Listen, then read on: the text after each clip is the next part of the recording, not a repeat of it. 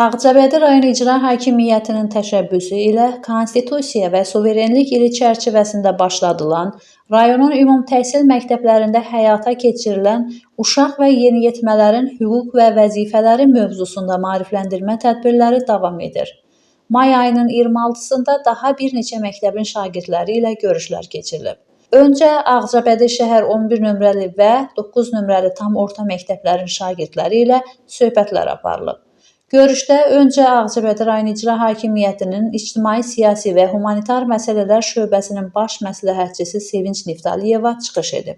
O, rayonun bütün ümumi təhsil məktəblərini əhatə edən layihə haqqında ətraflı məlumat verib, uşaq və yeniyetmələrlə bağlı narahatlıq yaradan məqamlara toxunub, keçirilən tədbirlərin məhz bu cür narahatlıqların aradan qaldırılmasına xidmət etdiyini vurğulayıb. Sonra Aran qəzetinin redaktoru Məhsəti Musa çıxış edib. O, ümumilikdə uşaq və yeniyetmələrin hüquq və vəzifələri ilə bağlı məlumat verib, onların təhsil almaq, sağlam yaşamaq, idmanla, incəsənətlə məşğul olmaq, istismar və zorakılıqdan qorunmaq kimi hüquqlarının olduğunu izah edərək, təhsildən yayındırılma, erkən nigaha cəlb edilmə, zorakılığa məruz qalma və bu kimi hallarda qorxub çəkinməməyə, aidiyyəti ünvanlara müraciət etməyə çağırıb. Ağcabədi rayon Mərkəzi Xəstəxanası publik hüquqi şəxsin həkimi İradə Məmmədova isə erkən nikahların, qohum evliliklərinin və zərərli vərdişlərin insan sağlamlığı üçün zərərlərindən danışıb. Növbəti görüş Ağcabədi şəhər 2 və 8 saylı tam orta məktəblərinin şagirdləri ilə keçirilib.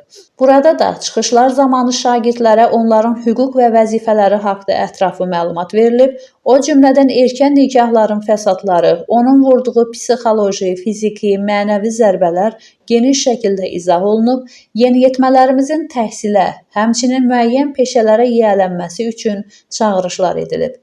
8 saylı tam orta məktəbin direktoru Anar Qasımov da layihə çərçivəsində görülən işlərin əhəmiyyətindən söz açıb, maarifləndirici görüşlərə görə təşkilatçılara öz minnətdarlığını bildirib.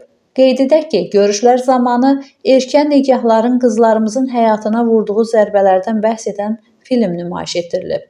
Yekunda şagirdlər öz hüquqlarını bilməyə çağıran, erkən nikahlara, zərərli vərdişlərə yox deyən şüarlar səsləndiriblər.